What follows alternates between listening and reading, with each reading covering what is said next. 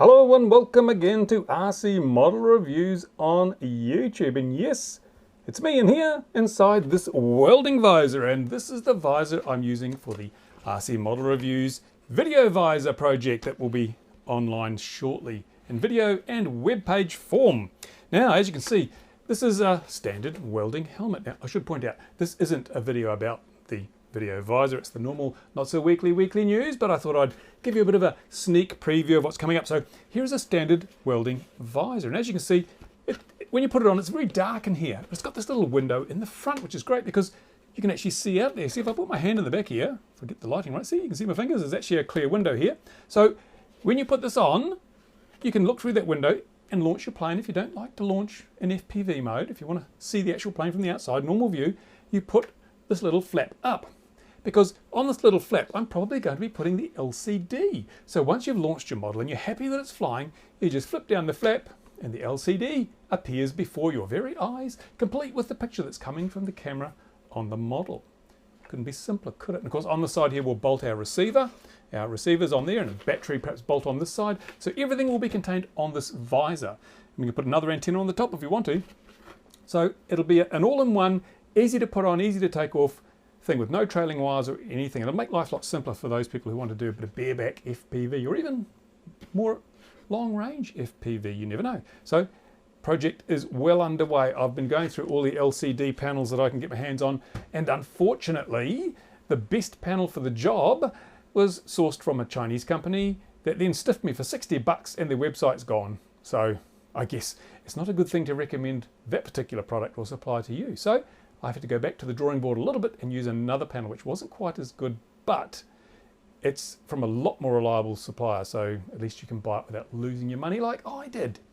And okay, this is the weekly news. So what else has been happening over the past week or so? Well, all these systems here, we've got the Turnigy 9X, the Aurora 9, the Spectrum DX8, and yes, I have got a Spectrum DX8 to evaluate. Well, I've thrown them on the bench. I've done some of the work in checking out the claims that are made for them and doing some comparative analysis, because these cover quite a range of different options and quite a difference in price range too. So what I want to do is evaluate them all. I'm not going to pick a winner.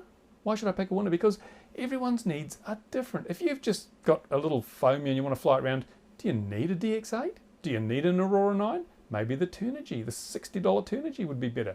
If you're really into 3D heli flying, the Turnigy 9X may not be for you, and the latency that is claimed for the Aurora may be a little high for you. So maybe the DX8 is the best product. I don't know what you need. So all I can do is tell you the strengths and weaknesses of each product and how they perform from a technical perspective, how the ergonomics rate, the features list, how easy they are to use. Then you can make your own choices as to which is best for you, because that's ultimately the most important choice you have to make.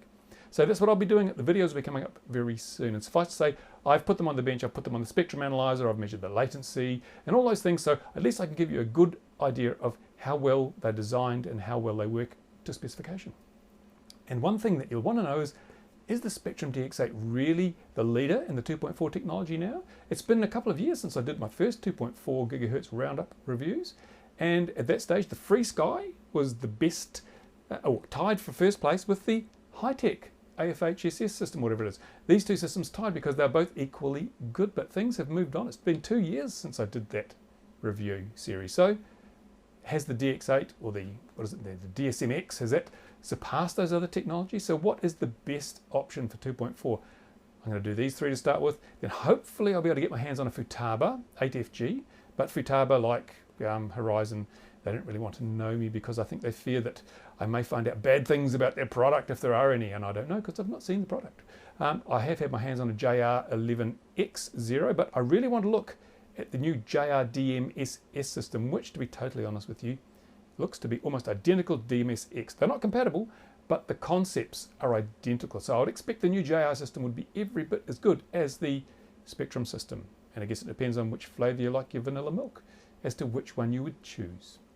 And that's what I've been doing. I've also got up here, apart from my remote, I've got the, as I said, the Corona frequency hopping system, which I'm reviewing. They've got a fast receiver. I'll be reviewing that too.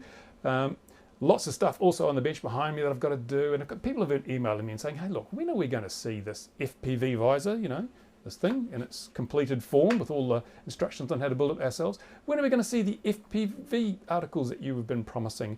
And when are we going to see all these reviews and things? Well, I have to say that this isn't a full-time job. In fact, far from it. I have to squeeze the time to do these videos in between all the other things that I have to do with my life, like earn money to pay the bills and look after my wife who's had a serious accident and requires a bit more attention than most wives do.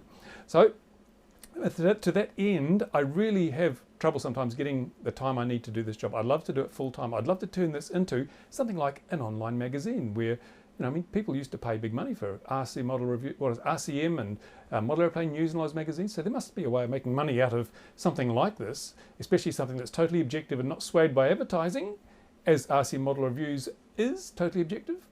But I haven't found that way yet. On these YouTube videos, you might see little ads along here sometimes. I get a tiny fraction of a cent every time one of those ads appears, I think. I'm not sure. Anyway, I just get this tiny little check every now and then to say, someone's watched your videos and you've got a little bit of money. So it's not a lot. You cannot live on it, I can tell you that. So I've got to find out other ways to perhaps provide me with more money to make these videos for you. So you get the inside information you need to make sensible choices when you're buying RC products, and the informative videos that tell you how they work and how to use them.